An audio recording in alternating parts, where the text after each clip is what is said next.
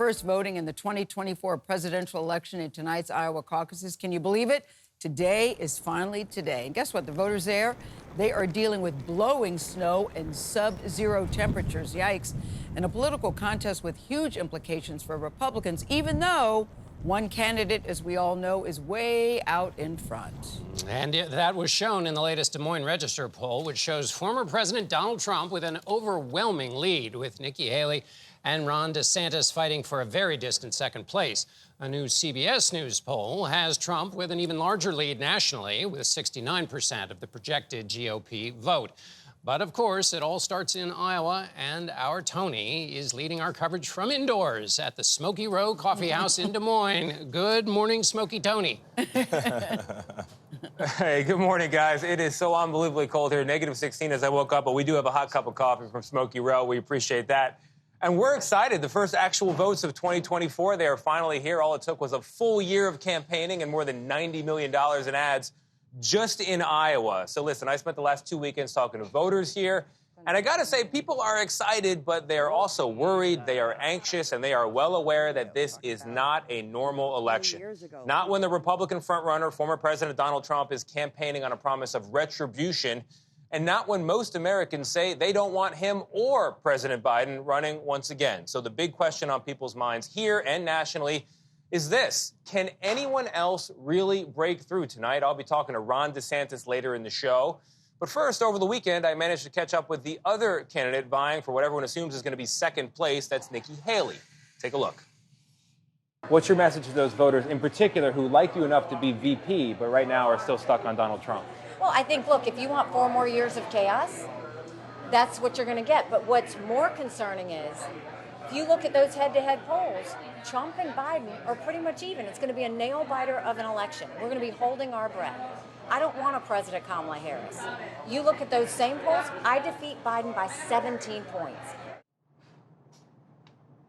Our polls suggest she's right about that, but Ed O'Keefe is with me with more on this final push from all the candidates. Ed, good morning. Good to see you. I heard there was coffee, so I figured I'd stop by. But welcome to Iowa, welcome to Caucus Day. At stake tonight here in Iowa, the first 40 of 2,429 delegates that are awarded to the eventual Republican nominee. The hope is to build attention and momentum for the rest of the campaign, but that could be complicated by the sub-zero temperatures and whether people will show up. Amid record cold temperatures, Iowans came out for one last chance to see Republican presidential candidates before the caucuses Monday night. I'm so excited about y'all being here in spite of the cold. Brave the weather and go out and save America. This is truly cold, but we're going to keep on going. With temperatures below zero on Sunday, Patty Sint and her husband came out to see Nikki Haley. Why are you willing to come out in these sub-zero temperatures to see the governor? Because we are undecided. The frozen temperatures forced former President Donald Trump to scrap most of his weekend schedule. He spent Sunday visiting firehouses and demanding supporters show up today. You can't sit home. If you're sick as a dog, you say, darling, I gotta make it. Even if you vote and then pass away, it's worth it, remember? The Iowa Republican caucuses require mandatory in-person attendance. It's not going to be that many people in the grand scheme of things, so your vote matters. There are more than 1,600 individual caucuses held statewide. Only registered Republicans can participate. Newcomers are welcome, but must register with the GOP on site. This is our chance in Iowa to make a difference. Carla Succo is among the newcomers. A former independent, she registered Republican and plans to vote for Haley amid concerns about Trump. So for you, you're willing to come out in the bitter cold to stop Donald Trump, is what I'm hearing you say. I will. I've been home since Thursday, snowed in for 2 days, and the cold, I mean, you just dress warm, and that's not a big deal to me.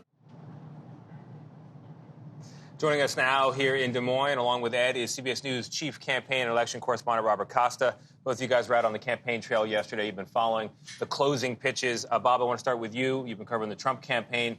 How is the Trump campaign, how is Donald Trump defining victory here in Iowa? Good to be with you, Tony, here in Iowa. I was at the Trump rally yesterday, and it's evident the Trump campaign's taking nothing for granted. Trump himself was saying to attendees, you better show up. Even if there's snow on the ground, even if it's cold, rouse your spouse, rouse your friends, get them to come out and caucus because they know, even though the polls show he's the front runner, he needs a bounce out of here to push away Nikki Haley, Florida Governor Ron DeSantis, so he can go into New Hampshire and South Carolina with momentum. Yeah, he does have the most enthusiasm among his supporters, according to our poll. Nikki Haley, she's now second in the polls. Her enthusiasm not as strong. What do you know, Ed? Well, but there's something going on regarding her that we've seen here in the last few weeks, whether it's Iowa taking cues from the momentum she's seeing elsewhere or it's these late deciders, and there's always a good chunk of them in the Iowa caucus who've been watching things and seen her growing support across the country. Think, well, maybe that's the better non-Trump alternative if you're somebody who's looking for somebody other than the former president. At that event yesterday, what I kept hearing was also reflected in our polling. She says she's willing to work with Democrats. I think her Republican opponents would question that. Her Democrats would certainly too. But the perception is she may be that more reasonable, mainstream Republican who can somehow bring the country back together. And they like the fact that she's totally different from all the other options, if only because she's a woman. Yeah, Bob, I've heard Ron DeSantis say she may be more liberal than Gavin Newsom. So that's the knock on her, at least within Republican circles. But Ron DeSantis can't be happy as he describes himself as an underdog now when he had been the presumed Trump alternative. What went wrong for him? Does he have a path? It really matters these final hours. Can he get people to come out tonight and caucus for him? Ron DeSantis has been to 99 counties in Iowa, and he has tried so hard for months to break into Trump's coalition in this state. We're talking about evangelical pastors, conservative Republicans who say maybe Trump's a little bit too much. We want a more traditional Republican, but we don't want someone like Nikki Haley. That for Ron DeSantis, if he doesn't do well here, if he comes in third or a faraway second, it's going to be hard, not for inside his campaign. They believe in him, but the donors believe in him. The voters down the line believe in him. It's really going to matter, will he have the money to stay in the race after Iowa? Ed, last question. New Hampshire is next. It's a very different place. Sure is. How different? Well, first of all, this is a caucus. You all got to be there at 7 o'clock tonight versus, of course, a primary where you can vote most of the day. The biggest difference is, while this contest is closed to registered Republicans, New Hampshire has the open primary that allows independents to show up as well. That's why Haley is finding so much more support, because independents like what she's selling. And so that, the other thing, New Hampshire has a better track record of picking the eventual nominee. Iowa certainly does not. I think this breaks that. George Bush on the Republican side, the last person to win the caucus and go on to be president on the Republican side. Ed, Bob, thank you very much. Appreciate it. I'm going to send it back to you guys in New York. Nate, I was thinking about you over the weekend. Your Detroit Lions getting that big W, first time in a long, long time. Congratulations. Thank you, brother. I appreciate it. We'll talk the NFL in just a little bit. You guys look comfy in that bar. I think I heard this joke before. 3 guys from CBS walk into a bar. I forget how it ends. We'll check back in with you a little bit later, all right? Now, it's not just in Iowa. Much of the country has been under a deep freeze this holiday weekend. Several cities experienced record-breaking cold, like Chicago, where freezing temperatures caused steam to rise from Lake Michigan. And in Dallas, they're not just dealing with the Cowboys' loss. The bitter cold froze the water on this fountain. Omar Villafranca has more on the frigid weather. Across the U.S., millions are hunkering down and trying to stay warm as an Arctic blast bears down on several parts of the country. In Oregon, strong winds reported to have reached 83 miles per hour sent this tree crashing through a home, leaving an elderly man dead. Parts of Maine's coastline saw record-breaking flooding, resulting in high tide that left streets underwater. In Texas, residents weren't taking any chances, leaving shelves at grocery stores empty as temperatures dropped below freezing.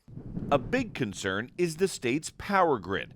Texans are being asked to conserve energy this morning as temperatures remain below freezing. We feel very good about the status of the Texas power grid and ERCOT to be able to effectively and successfully ensure that the power is going to stay on throughout the entirety of this winter storm episode.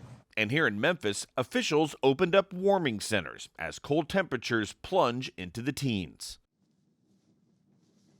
we are still getting some flurries here in Memphis. We got about 2 to 3 inches of snow, and of course the wind chills here are -1, -5. But the snow here is nothing to what happened in Buffalo. In fact, the Steelers-Bills game in Buffalo had to be postponed because of blizzard-like conditions.